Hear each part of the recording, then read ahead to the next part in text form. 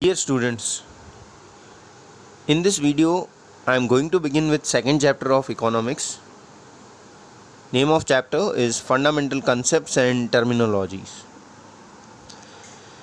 In this chapter we are going to discuss about various concepts which are frequently used in economics and also certain basic terminologies of economics. First concept what we are going to study, that is value and price. In everyday language, we use the words price and value alternatively to denote the same meaning. That means usually we feel that both value and price are same.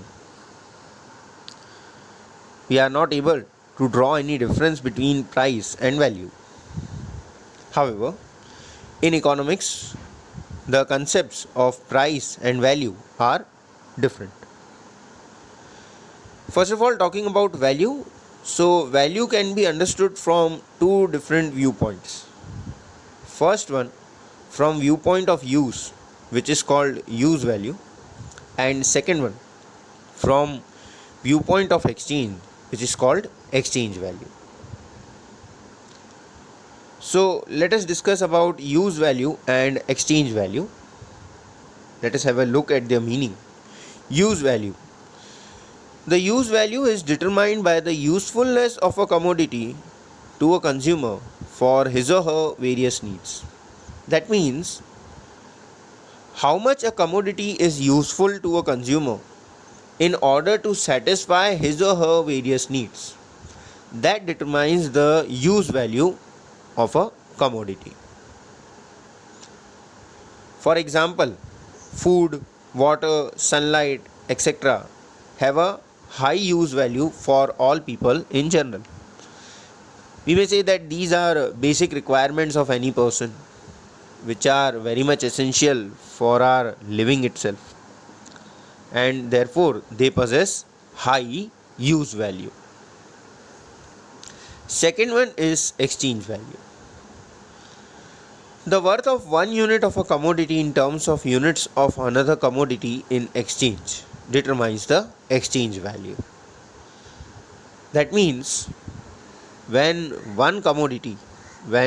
a unit of one commodity is exchanged for unit of some another commodity, then in that case how much of commodity is to be given, and against that how much amount of another commodity is received.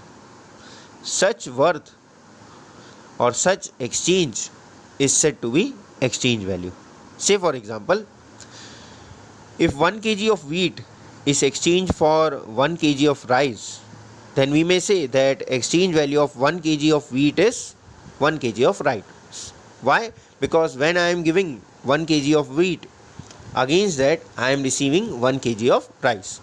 So here exchange value of 1 kg wheat is 1 kg of rice. Now let us have a look at a relationship between use value and exchange value. If a commodity has high use value, then it is not necessarily said to have a high exchange value. See, if goods are highly useful but have unlimited supply, then they do not have exchange value or may have very low exchange value. It may happen that a commodity may be very much useful to us, but because its supply is unlimited or its supply is in abundance, there is no shortage or there is no scarcity of its supply, and therefore it may not command a high exchange value, or in case it may also not command even exchange value. Say for example, though air and sunlight have very high usefulness for life, they have no exchange value. Why? Because air, oxygen, what we inhale, sunlight, what we get, it is available to us from the nature and it is free of cost and its supply is in abundance. We are not supposed to buy those things, or we are not supposed to exchange it for anything, and therefore no doubt it has a high use value.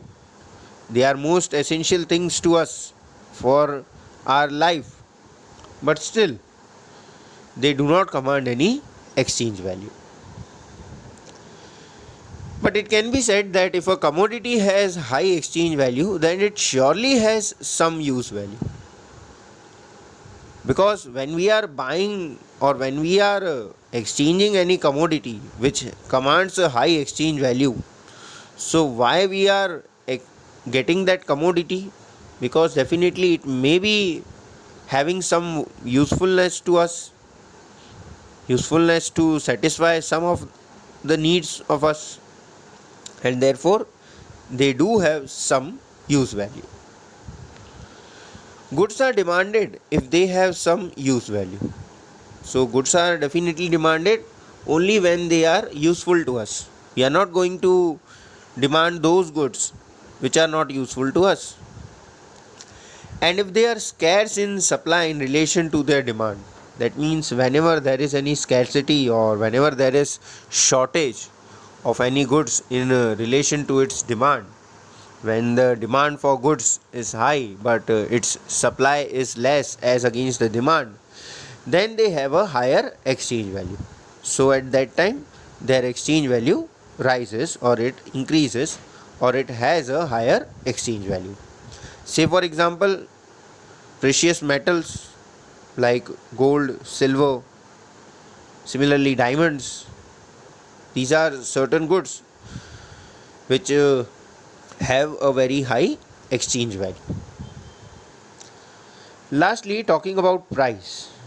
So it can be said that if a commodity is exchanged for money, then such monetary exchange value is termed as price. So here also there is an exchange. When you go to market to buy a book, and when you get a book from a bookseller, immediately the question arises is, what is the price of this book? So price is what? That when any commodity is exchanged for money, it is also an exchange. But here the commodity is exchanged only against the money. So it is said to be price. When commodity is exchanged for money, then such exchange value is said to be price of that commodity. Also, it can be said that price means the exchange value, that is worth of a commodity, which is measured in terms of units of currency. So just like as I said, that when you get a book from a bookseller, you ask for the price of that book. So he may quote the price of that book to you, and you pay for that book in terms of currency, in terms of units of currency. Like you pay rupees, whatever amount is there. Therefore, it is said that it is the worth of a commodity. Price is actually the worth of a commodity which can be measured in terms of units of currency. Thank you, students.